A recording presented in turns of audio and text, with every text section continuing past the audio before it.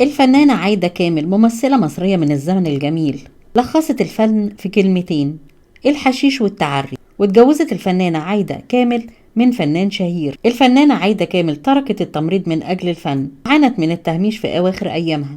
أهلا بكم في قناتي أخبار النجوم مع إيميل. لسه ما اشتركش يشترك ويحط اللايك والكومنت.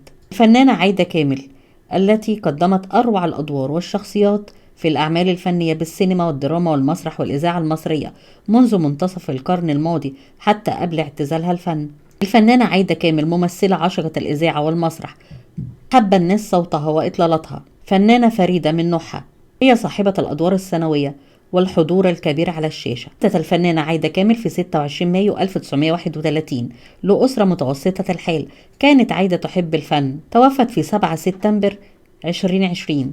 ظهرت موهبة الفنانة عايدة كامل من خلال المسرح المدرسي، ثم اكتشفها الفنان حسين فياض، قدمها في عدد من برامج الأطفال مثل برنامج الشهير بابا شارو. استمرت لفترة طويلة في تقديم البرامج والمسلسلات الإذاعية. كانت تعشق فن الإلقاء من صغرها، لذلك قررت إن هي تلتحق كلية الإعلام جامعة القاهرة قسم إذاعة وتلفزيون. درست عايدة كامل فن الإذاعة في الجامعة، اجتهدت في دراستها للتمثيل. تخرجت من الجامعة وحصلت على البكالوريوس في الإذاعة والتلفزيون، وبعد التخرج التحقت بالمعهد العالي للتمثيل. قدمت عايدة كامل عدد من المسلسلات والبرامج الإذاعية في الإذاعة المصرية بالراديو حتى قررت احتراف التمثيل. قدمت الفنانة عايدة كامل أشهر أفلامها في السينما المصرية في حقبة الخمسينيات من القرن الماضي.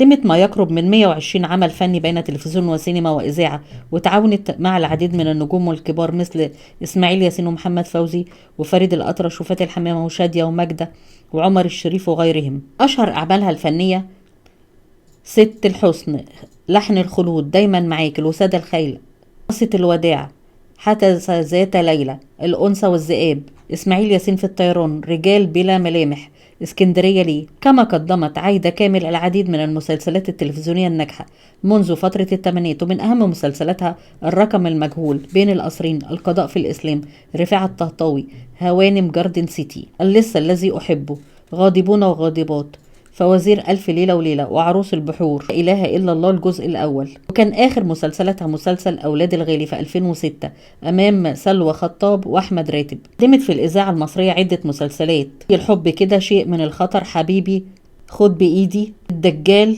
البرق، الفارس الأسود، كلاب الحراسة، الصديق والطريق، داية ليلية، وزوجة الأب. أثقلت الفنانة عايدة كامل موهبتها في بداية مسيرتها الفنية في سن صغير، وده لما انضمت لفرقة يوسف وهبي في العمر 15 عام، ثم انتقلت إلى فرقة إسماعيل ياسين وقدمت العديد من الأدوار الكوميدية برفقته.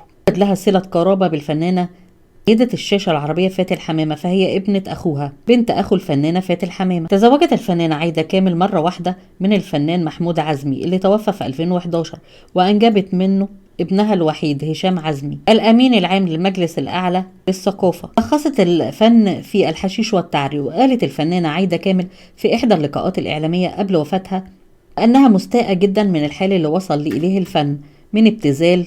وصفت عايدة كامل بأن صناع السينما والدراما اتجهوا إلى الابتذال لجذب المشاهدة في أعمالهم ونجاح أعمالهم، ولجأوا إلى الجريمة والمخدرات والتعري لجذب المشاهدين، إنهم لم يقدموا فنا هادفا. وصفت عايدة كامل إن الفن في حقبة العشرين كان أفضل من حقبة الإلفانيات، واصفة بأنها شاركت في العديد من الأعمال الفنية الهادفة بأيام شبابها مقابل أجر قليل جدا، على العكس الفنانين الحاليين الذين يتقاضون ملايين الجنيهات مقابل أعمال فنية مبتذلة.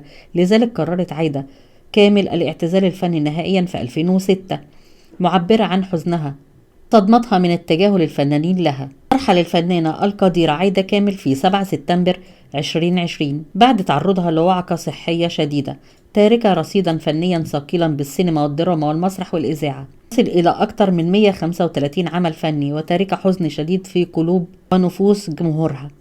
لو عجبكم الفيديو لايك واشتراك في القناة.